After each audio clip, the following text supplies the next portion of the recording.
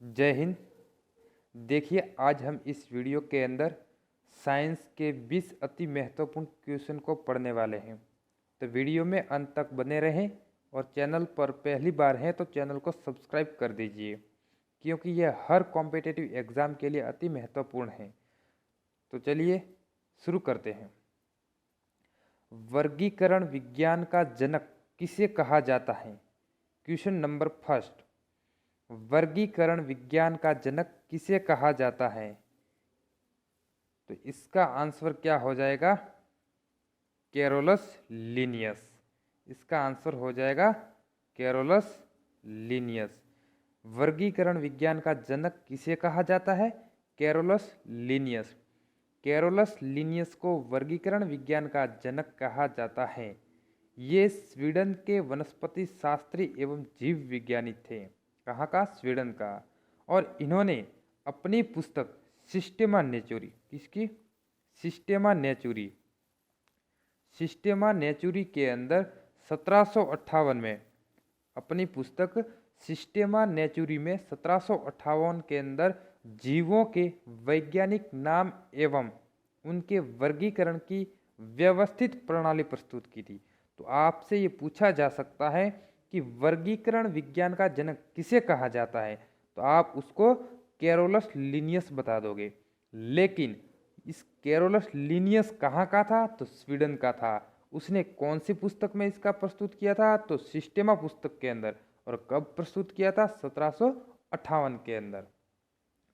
दूसरा क्वेश्चन, जीवों के वैज्ञानिक नामकरण की पद्धति है। जीवों के वैज्ञानिक नामकरण की पद्धति है, यानी जीवों का जो नामकरण किया जाता है, ये पद्धति कौन सी है? तो ये पद्धति है द्विनाम पद्धति। कौन सी पद्धति है? द्विनाम पद्धति है। जीवों का वैज्ञानिक नाम कैरोलस लिनियस द्वारा प्रस्तुत किया गया था, यानी जो वैज्ञानिक नामकरण किया गया था वो लिनियस के द्वारा किया गया था। किसके द्वारा? लिनियस के द्वारा किया गया था। और कौन सी पद्धति? द्विनाम नामकरण पद्धति के द्वारा किया गया था। तो इसके अंदर पद्धति के अंदर क्या किया जाता है? तो इसके अंदर वंश और जाति होती है। क्या होती है?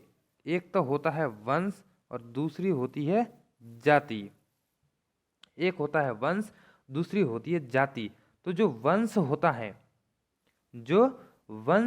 है वो होता है सबसे बड़ा, और जो जाति होती है वो होती है सबसे छोटे अक्षरों के अंदर लिखा जाता है। यानी वंश को सबसे बड़ा अक्षर में लिखा जाता है और जो जाति होती है उसको सबसे छोटे अक्षरों में लिखा जाता है। जैसे कि इसके अंदर मैं एक उदाहरण बता दूं आपको, तो होमो सैपियंस, तो जो होमो है वो उसका वंश हो गया और उसको बड़े अक्षरों में लिखा जाएगा, लेकिन सैपियंस है उसको छोटे अक्षरों में लिखा जाएगा और वो क्या हो जाएगी? जाति हो जाएगी।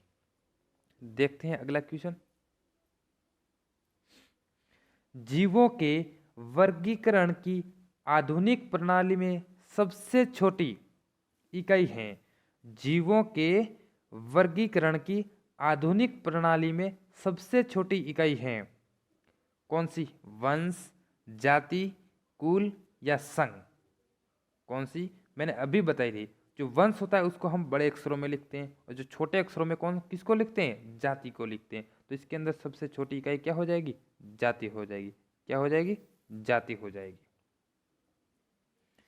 और अगर सबसे बड़ी इकाई की बात कही जाए तो सबसे बड़ी इकाई हो जाएगी जगत। कौन सी? सबसे बड़ी जगत हो जाएगी। और जगत के बाद में संघ हो जाएगी और सबसे छोटी हो जाएगी जाति। तो आपको सबसे बड़ी ये और सबसे छोटी ये जगत, यानी सबसे बड़ी जगत, सबसे छोटी जाति, इन दोनों को याद रखना है। अब सवाल नंबर 4, 5 जगत वर्गीकरण प्रणाली प्रस्तुत करने वाला वैज्ञानिक था। 5 जगत वर्गीकरण प्रणाली प्रस्तुत करने वाला वैज्ञानिक था। कैरोलस लिनियस, हैकल, कॉपलैंड या व्हीटेकर? तो इसका आंसर हो जाएगा व्हीटेकर। कौन सा? व्हीटेकर। तो जो कैरोलस लिनियस था इसने कौन सी दी थी? तो इसने द्विनाम पद्धति दी थी। हैकल था उसने 3 जगत का दिया था। जो कॉपलैंड है उसने चार जगत का दिया था। कौन से? 4 जगत वर्गीकरण। तो आपको ध्यान रखना है कैरोलस लिनियस ने 2 जगत का दिया था, हैकल ने 3 जगत का दिया था, कॉपलैंड ने 4 जगत का दिया था और व्हीटेकर ने 5 जगत का दिया था। तो अब इस 5 जगत के अंदर कौन कौन से शामिल किए जाते हैं, तो मैं आपको समझा देता हूं। एक तो है मोनेरा, मोनेरा, दूसरा है प्रोटिस्टा, मोनेरा, प्रोटिस्टा, और है पादप, और है कवक, और है जंतु। तो जो 5 जगत था, 5 जगत की जो वर्गीकरण प्रणाली है उसके अंदर 2 जगत तो है द्विनाम जगत की कैरोलस लिनियस ने की थी, 3 जगत की हैकल ने की थी, 4 जगत की कॉपलैंड ने की थी, 5 जगत की व्हीटेकर ने की थी। लेकिन ये 5 जगत कौन कौन से हैं, तो एक मोनेरा हो गया, दूसरा प्रोटिस्टा हो गया, तीसरा पादप हो गया और चौथा कवक हो गया, पांचवा जंतु हो गया। तो आपको ये याद हो गया। तो चलते हैं नेक्स्ट सवाल के अंदर।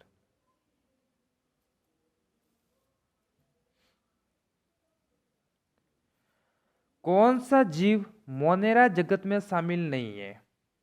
कौन सा जीव मोनेरा जगत में शामिल नहीं है? जीवाणु, माइकोप्लाज्मा, नीलहरित शैवाल या कवक? जीवाणु, माइकोप्लाज्मा, नीलहरित शैवाल या कवक? तो जो मोनेरा जगत है उसके अंदर कवक शामिल नहीं है। क्या शामिल नहीं है? कवक शामिल नहीं है। ठीक है, चलते हैं हम छठा सवाल पर। विषाणु किस जगत में शामिल किए जाते हैं? जो विषाणु है उसको हम किस जगत में शामिल किए जाते हैं?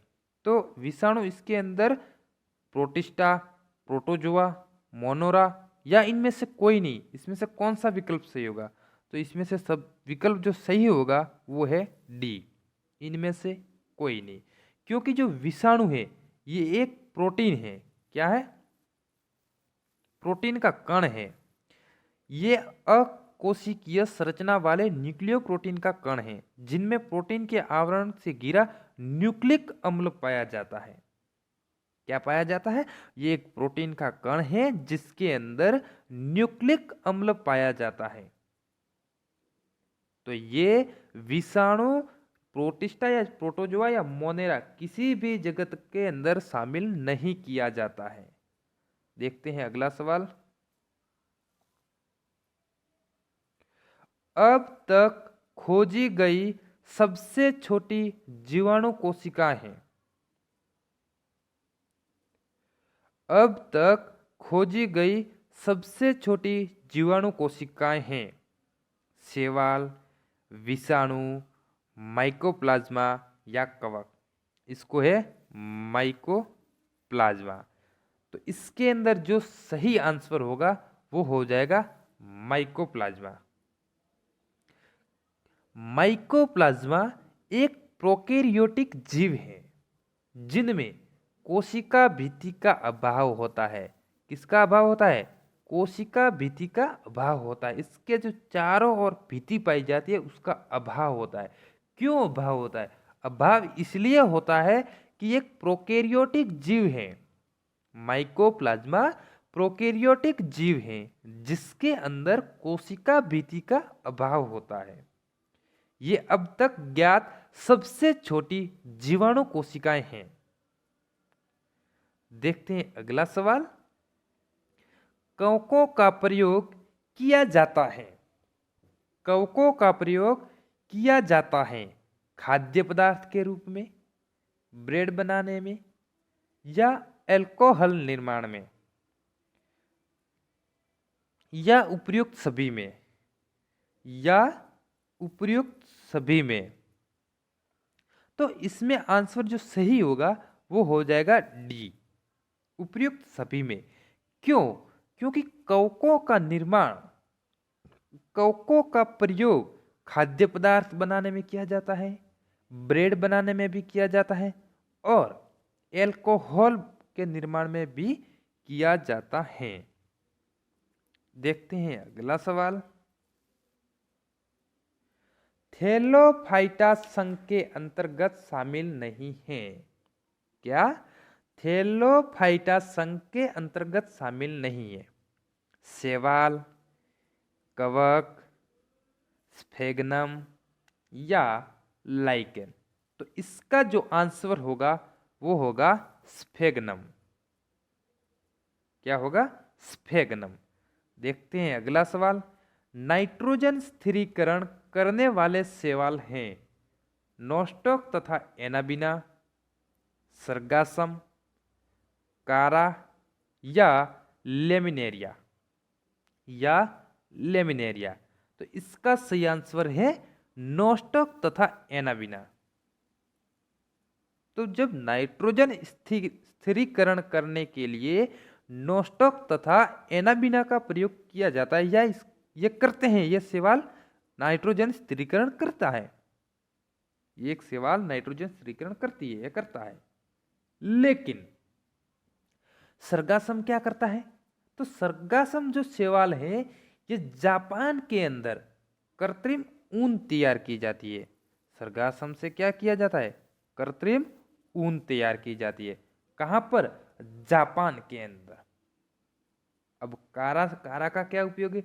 तो जो कारा नामक शैवाल है उसका उपयोग मलेरिया के लिए किया जाता है। किसके लिए? मलेरिया के लिए।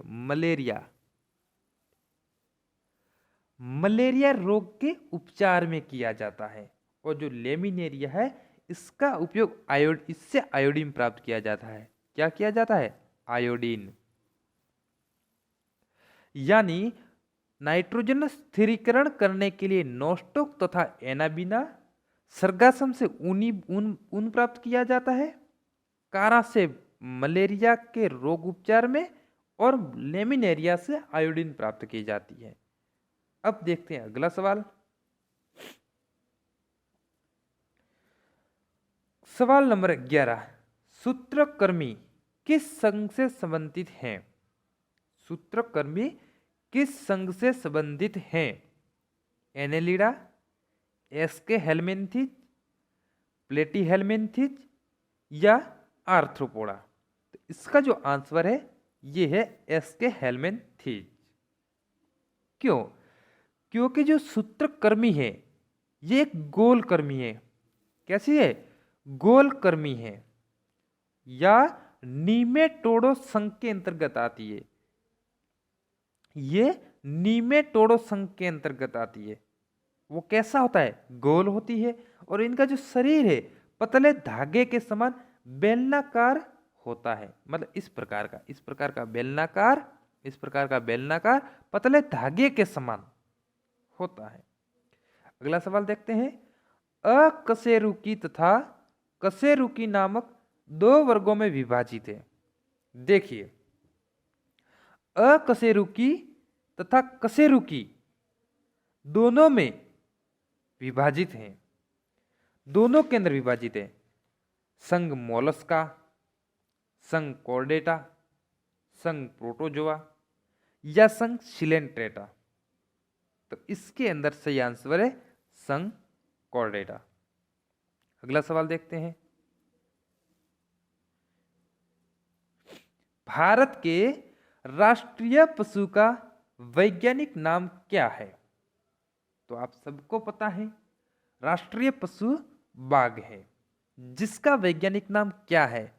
Panthera leo, Panthera tigris, Elephas indicus या बोस डोमेस्टिकस। इसका जो सही आंसर है पैंथेरा टाइग्रिस।